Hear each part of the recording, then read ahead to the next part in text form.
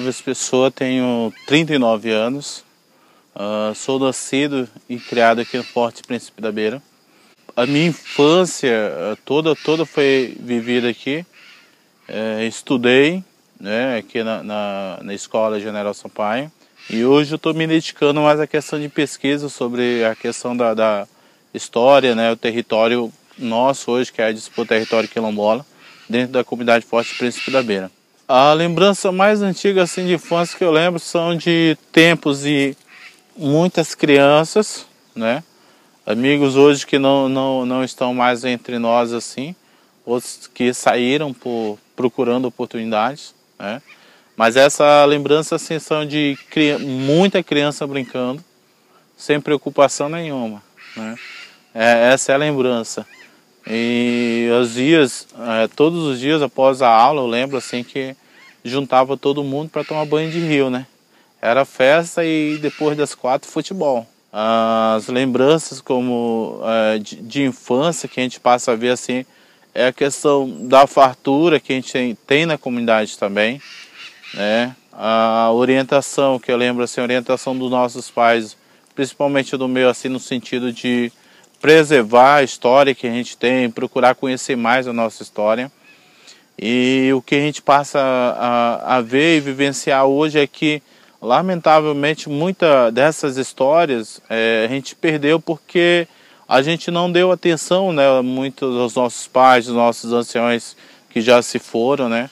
E hoje a gente vive esse momento de descobrir o que é realmente a nossa história. A maior dificuldade nossa hoje que a gente enfrenta é a questão de saneamento, né? Dentro da comunidade, a saúde, que ela é muito precária, né?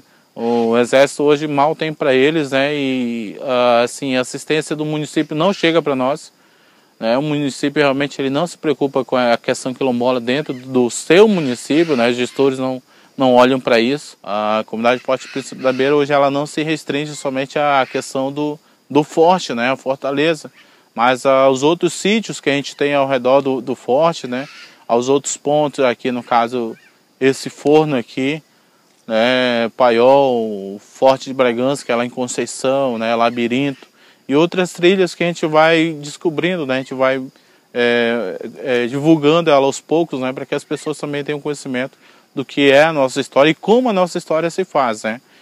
Hoje a gente fala assim, é preciso conhecer a nossa história para poder contar ela, né? Porque tem muitas brechas na nossa história assim que elas não condizem com aquilo que a gente tem de real dentro da nossa comunidade. Nossos quilombos aqui do Vale do Guaporé, eles não foram povoados, é uma questão exclusiva negra, né? Aqui houve assim, os quilombos eles foram formados entre índios e negros, né? São os nossos, que eu estava pesquisando há poucos dias, descobri que são os caborés, né? Essa miscigenação entre índios e negros, né? E esses quilombos foram formados assim, né? No Vale do Guaporé. E a gente para ver assim quão grande e quão rica é a nossa história, né? Mas que poucas pessoas se interessam por isso. Hoje é muito mais fácil chegar e botar uma empresa para fazer uma grande destruição do que chegar alguém do governo e dizer assim, vamos investir nas comunidades quilombolas, vamos investir nas aldeias indígenas, né, para valorizar essa questão cultural que a gente tem no Guaporé e que está se perdendo, né, e a gente tem procurado através da associação fazer com que as pessoas elas fiquem no seu lugar, fiquem na sua comunidade, fazer com que elas valorizem a sua história, né, sem perder a sua essência, fazer com que elas olhem para o passado delas e dizer, poxa, meus antepassados construíram isso, né? Meus antepassados fizeram isso. E a gente, em outros tempos, já enfrentamos tempos difíceis assim com o Exército, porque a questão administrativa da comunidade varia muito de comandante para comandante, né? Tem uns que vêm com uma mentalidade totalmente diferente, né, de trabalho com seres humanos, e vem outros com apenas querer trabalhar sem conhecer as pessoas, né? Então isso prejudica muito a relação entre exército e comunidade quilombola. E hoje a gente tem tentado pacificar toda essa relação, né? A gente tem procurado estar mais próximo também do pelotão aqui, porque a gente sabe do mesmo jeito que eles precisam, que a gente precisa deles, eles também precisam da comunidade, né, para algumas coisas, apoio para muitas coisas, né, tem em termos de conhecimento de território, para isso também eles precisam da comunidade.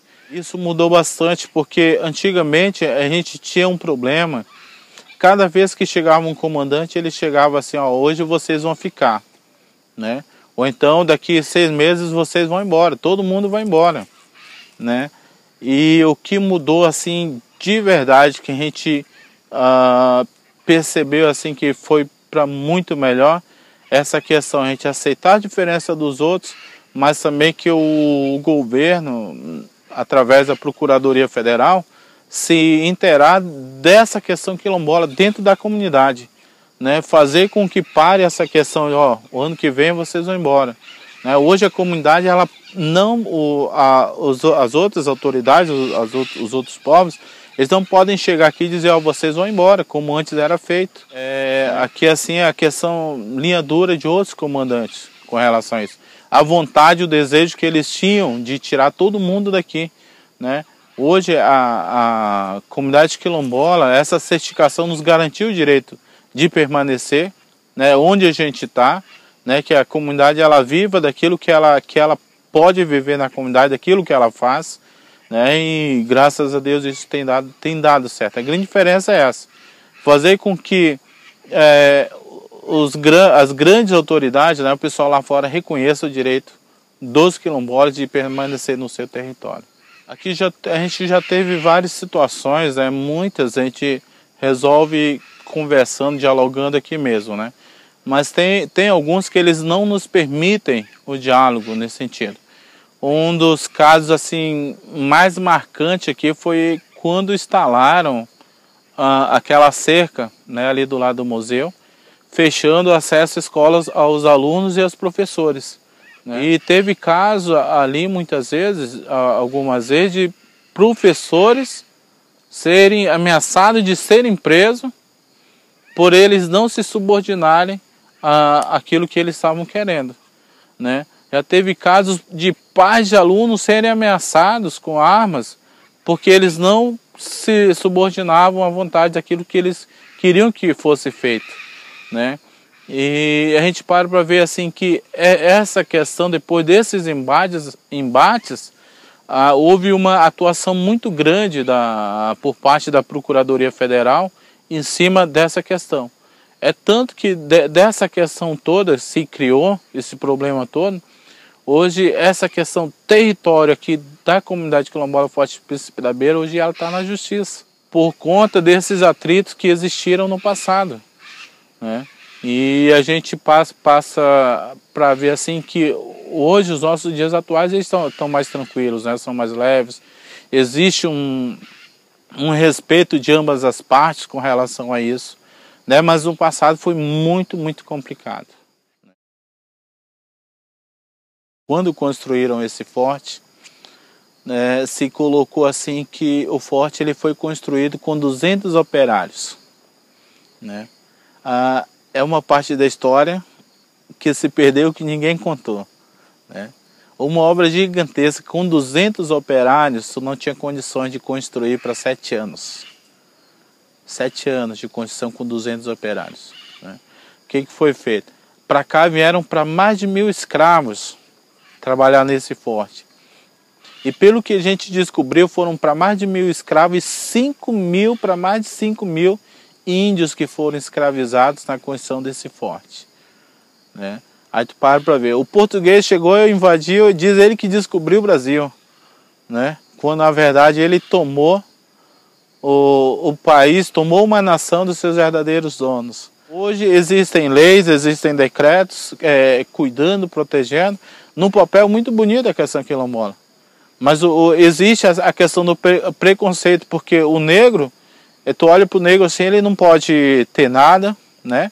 Ele não pode ter direito a um bom trabalho, ele não pode ter direito a uma boa casa, ele não pode ter direito a um carro, as melhores coisas, porque olham para o negro como aquela pessoa que é incapaz de construir algo, né? E o nosso país hoje, infelizmente, ele é dirigido por pessoas que não têm conhecimento de causa, né? Não adianta tu chegar para mim e tu falar assim, se eu conheço um pouco de história, e tu mandar eu fazer a tua profissão, porque eu não vou saber, né? O que acontece hoje no nosso país, infelizmente isso, e é onde se expande o preconceito, porque as pessoas elas não conhecem nada de nada. Nós estamos num país onde parece que o negro, o índio, o nordestino, né, homossexuais, as classes mais baixas, como são chamados, não tem espaço. E aqui tu não podia ter uma moto, um carro, o cara chegava te julgando como se tu fosse traficante,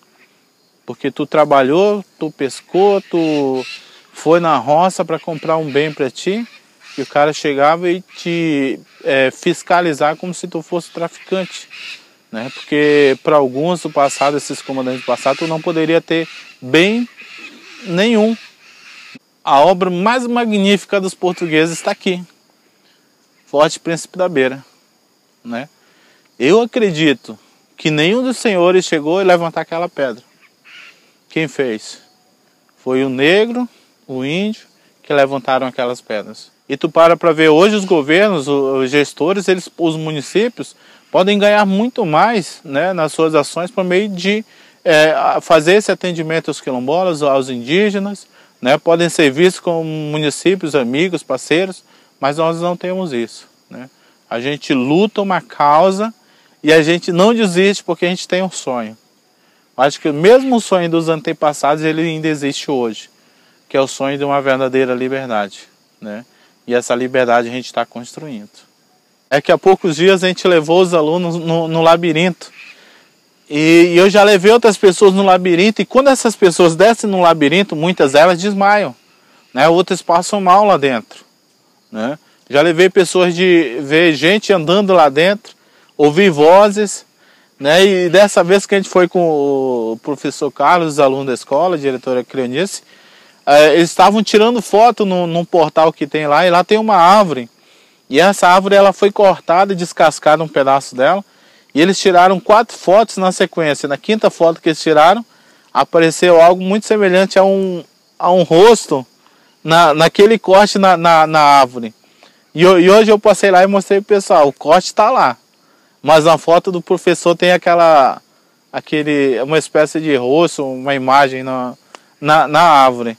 E eu comentando isso com os alunos no dia mesmo, até comentei com eles, vocês entrem no labirinto, né? Vocês se desprendam de tudo, porque todos esses pontos turísticos, eles são muito antigos, né? E então todos eles têm seus mistérios. E no dia aconteceu, né? E eu até brinquei com os alunos depois, digo, eu falando para vocês, tinha alguém olhando pra gente. Foi uma coisa bem legal, assim, mas tá registrado, tá na foto.